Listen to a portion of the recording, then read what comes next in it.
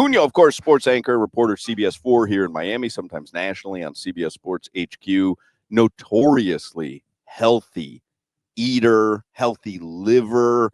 Everything that that he partakes in has some sort of component of health or exercise.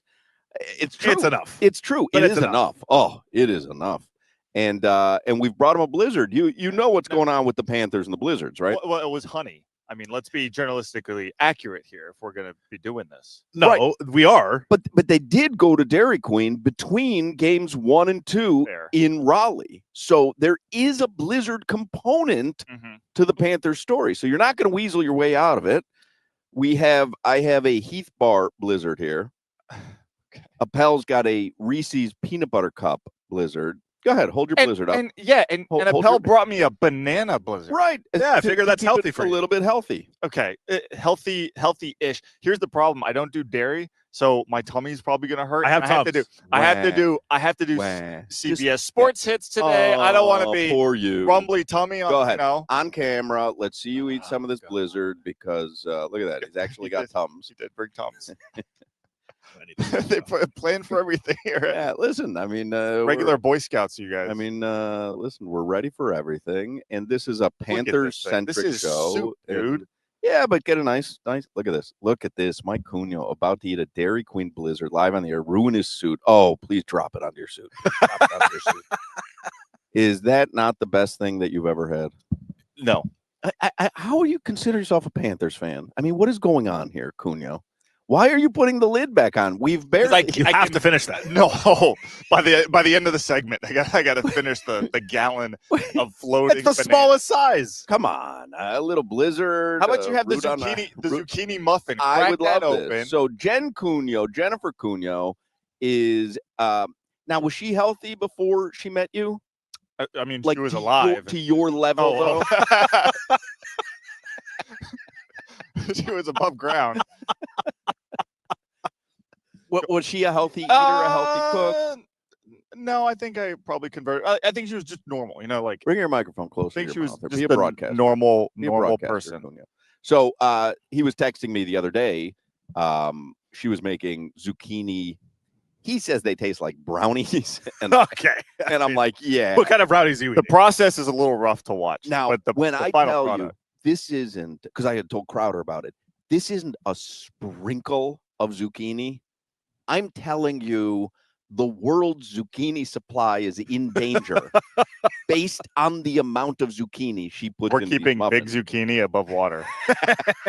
Which, by the way, is making Appel terrified. Why? Because he doesn't eat vegetables. Not your thing? I do like very certain picky. vegetables. Like, he doesn't like anything on top of anything. Like, depends. I've slowly but surely graduated, but zucchini, not for me. But I'll eat this because you ate the banana blizzard. I will. This is a famous zucchini muffin from Jennifer Cugno. Where's she at? Channel 6? Give me the smaller half. Channel 6. You see little bits of green in there? I said the smaller half. There you go.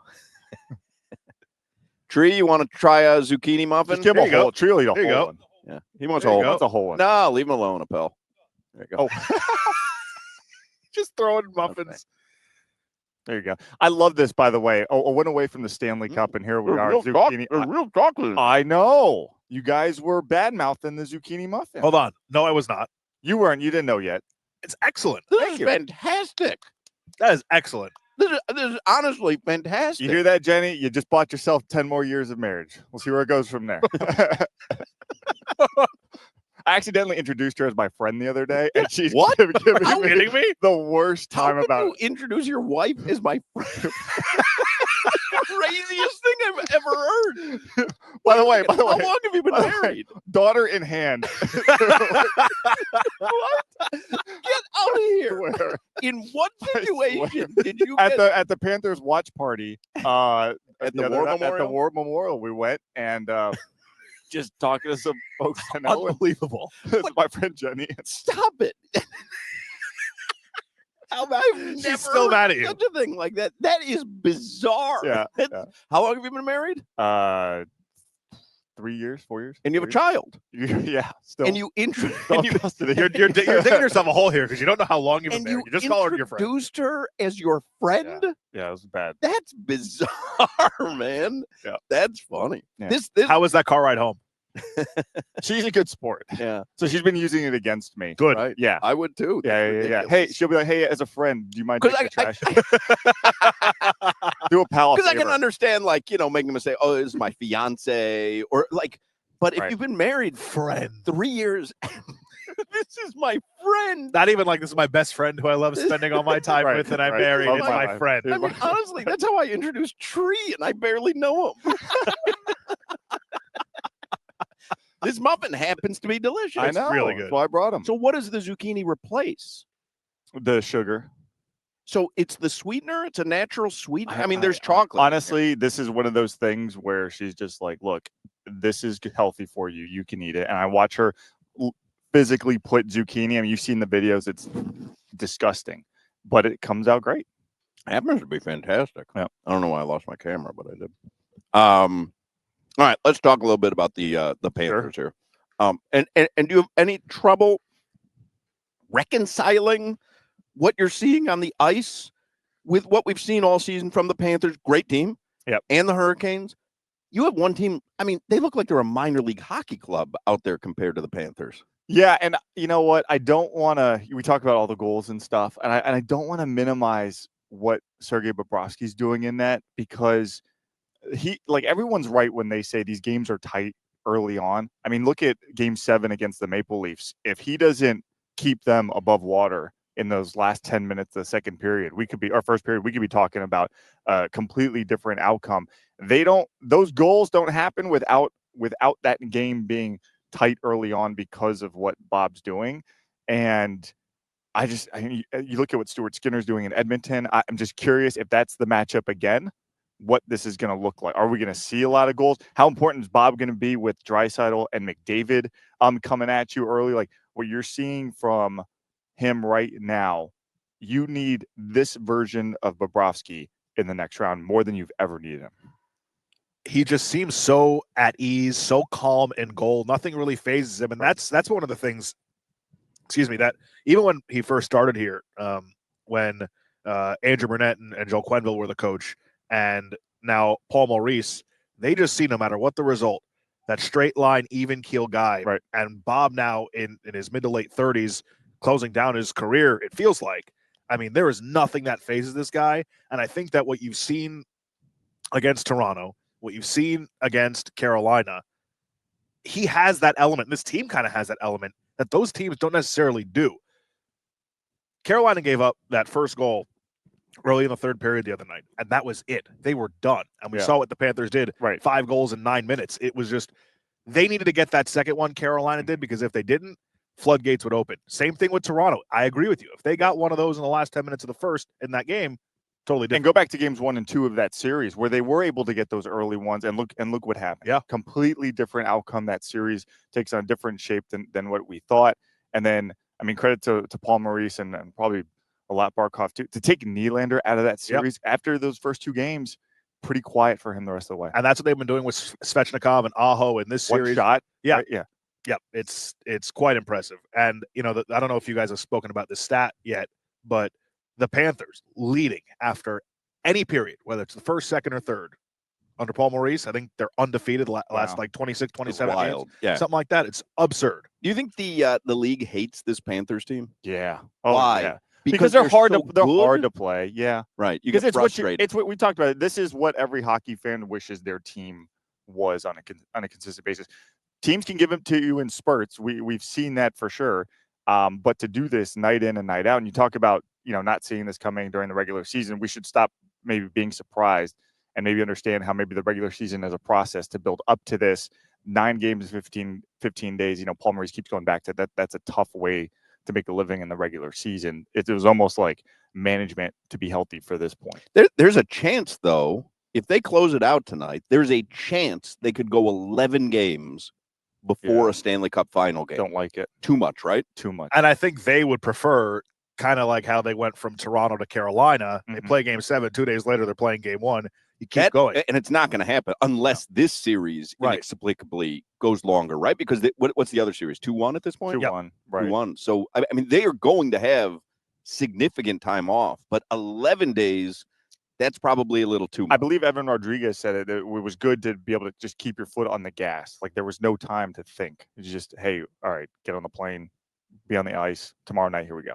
Such a rhythm. Do you think the NHL fan, because I can understand where other teams would hate this team because of the style that they play, and they happen to be really good at playing that style. So it's not even like you can exploit it.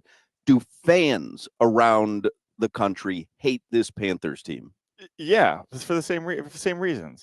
But you're nodding your head like because they're great. There is but they're great. But there are fans of other organizations who think that the Panthers get away with so much in the style that they play, and that there's some grand conspiracy with the league offices. And what do they get away with? Because you see teams making hard hits. Oh, it's so ridiculous. Like Etu suspensions. Etu got a game misconduct in the first period for what was clearly, to me, not a hit that he intentionally tried to make. It was just the result that caused the game misconduct. But Ekblad's been suspended in this postseason for his hit in the first round. They've gotten disciplined by the league office. It's a bizarre conspiracy around this team. But people hate winners. They're Alabama.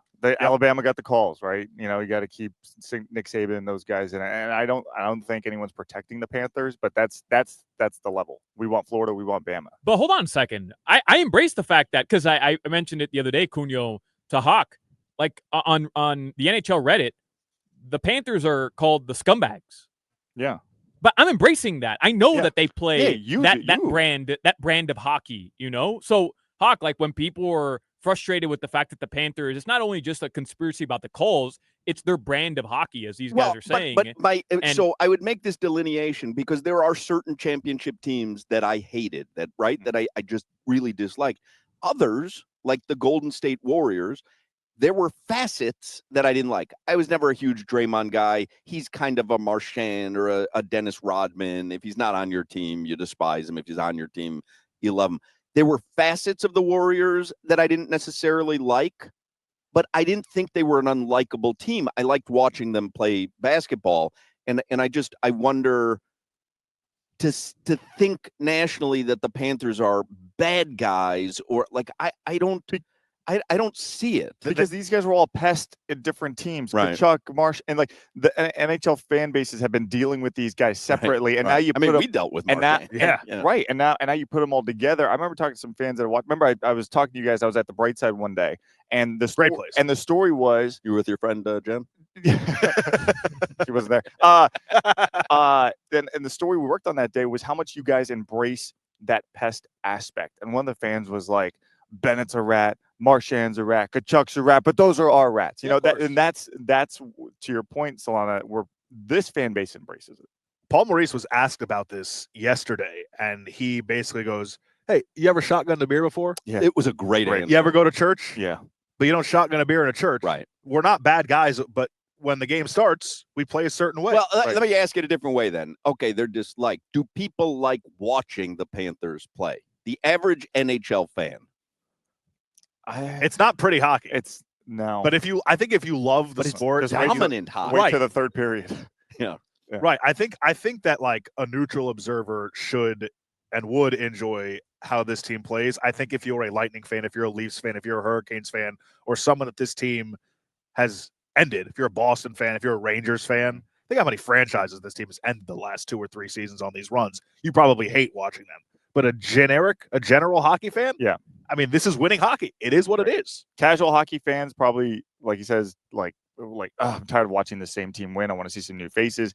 But I think the true like in the mud about hockey, X's and O's guys probably look at this and go, "This is art." Because it's almost like the sport. Bill Jackson with the triangle offense. Like, here's something, and you're doing it perfectly. Like, we understand what the style is, but you're doing it perfectly. It's flawless. Mm-hmm. I was saying to Appel and Solana earlier, what do you do if you're Carolina tonight? You come out there. They're not winning this series, right? I mean, they're not winning this series. Yeah. They have been embarrassed in 3 straight games, 2 of them at home. And how many Eastern Conference Finals losses 11. in a row? I think it's up to 15 or 16. I mean, 15. It'll be 16 tonight. They're literally like, how are they not just skating it out tonight and just want those 60 minutes to be done? To me, it's probably going to be, in my mind, my belief is this ends up being the closest game, for obvious reasons, that desire versus desperation, what Coach Maurice was talking about today. But I haven't seen it yet for long enough. Right. Yeah. That's the thing that I'm like, can they turn it on now? Like, now they're going to give you their best effort? Like, the difference between this Panthers team and the teams that they've played is that Carolina can play this style in stretches, like we saw in the first and second period. Toronto can play a game like Game 6 down here where they shut out the Panthers 2-0 and extend the series to Game 7. The Panthers play like that, 60 minutes, every single night. Yeah. And that's just, it's exhausting for teams to go up against. It's I bring it up every time we talk about this. It's Paul Maurice's speech to the bench during the Boston series last year, where he says, you guys go up 3-1 and now you want to make the plays. Pound their D, so in Game 7, they have nothing left. And that's what they do. Yeah. How about one more spoonful of Blizzard? Give me a muffin. How about one more spoonful of Blizzard, for good luck. And I'll go one more bite of this for you. This zucchini muffin, I have to anything. tell you, is fantastic. Let's see. Mike Cugno is going to have one more bite of Dairy Queen Banana Blizzard. You want me to take the cap off for you? Jesus. And then here's some Tums for you. Yeah. There you go. Let me have that. Launch How Mike you guys Cugno. live all the time? Cugno's going to go to town here. Look at this. Oh, have one more bite. It's so good. one more bite. This is how I used to do to David, when he was 2 years old, but it was banana. Here comes the airplane. Go ahead. This is like a Dare commercial. One more bite. Just one more. Come on, right? one more bite. What's the one one more? One more. Just for good luck tonight. It's a gateway snack. We'll close it out. Yeah, it is. Guess what? Well, if they lose tonight, We're gonna see him in Edmonton snacking on a Twix bar off camera. He's like, how many ice cream sandwiches would you eat if you don't have to go back to Edmonton? Yeah, like would you eat ice cream sandwiches every meal one, for 1 week if it meant Dallas instead of Edmonton? I feel like there are some organic ice cream sandwiches out. Well, Solana made I don't the even point. know the brands. No, Solana had the greatest call on Friday when he was with us. What are the yogurt bars? Yasso bars. He's like 100% certain that Cugno has Yasso bars in the freezer. All right, Mike Cugno. Watch him on CBS 4 tonight. And 5 and 6. Keep an eye on his face to see if the dairy is kicking in. CBS Sports Network at about 3:40. If I'm there, that means I've survived. You'll see the look on his face. All right, Mike Cugno from CBS 4, CBS Sports HQ. We'll take a break here from the Amerant Bank Arena, and we will come back with more after this.